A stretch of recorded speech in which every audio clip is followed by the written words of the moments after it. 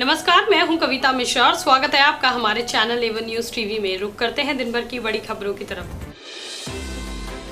PM Modi ने गुरुवार को दिल्ली छावनी के करियप्पा परेड मैदान में राष्ट्रीय कैडेट कोर की रैली में कहा कि देश किसी भी स्थिति में निपटने में पूरी तरह सक्षम है, चाहे वायरस हो या बॉर्डर पर उत्पन्न चुनौती। तीनों केंद्र कृषि कानूनों को रद्द कराने की मांग को लेकर यूपी गेट पर जमा किसानों को हटाने की कोशिशें तेज हो गई हैं। गाजियाबाद जिला प्रशासन ने किसानों को यूपी गेट से धरना स्थल खाली करने का अल्टीमेटम दिया है।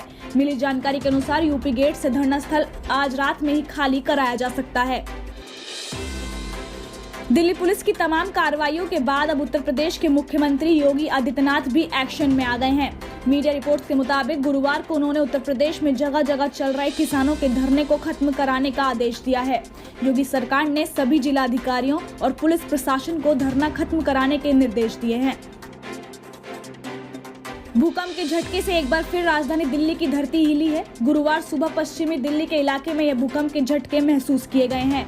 रिक्टर पैमाने पर इसकी तीव्रता 2.8 मापी गई।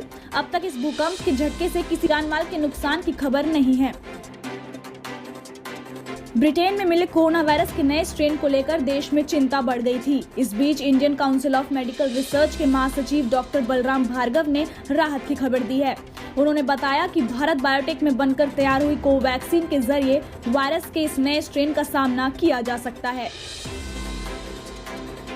पश्चिम बंगाल में तृणमूल कांग्रेस के नेतृत्व वाली सरकार ने 3 कृषि कानूनों को निरस्त किए जाने की मांग को लेकर गुरुवार को विधानसभा में एक प्रस्ताव रखा। मुख्यमंत्री ममता बनर्जी ने कहा कि केंद्र को इन तीनों कानूनों को वापस ले लेना चाहिए या सत्ता छोड़ देनी चाहिए। केंद्र सरकार ने गुरुवार को कहा कि उसने कोविड-19 संक्रमण की रफ्तार पर अंकुश लगा दिया है, क्योंकि देश में करीब 146 जिलों में एक सप्ताह में एक भी नया मामला दर्ज नहीं किया गया है। भारत में संयुक्त राज्य अमेरिका के बाद दुनिया में सबसे अधिक मामले दर्ज किए गए हैं। हालांकि सितंबर के मध्य के बाद से संक्रमण की दर में काफी कमी आई है। बजट सत्र शुक्रवार से शुरू हो रहा है। इसी को लेकर कांग्रेस के नेता गुलाम नबी आजाद ने बताया कि 16 राजनीतिक दलों ने राष्ट्रपति के अभिभाषण के बाइकआउट का फैसला किया है।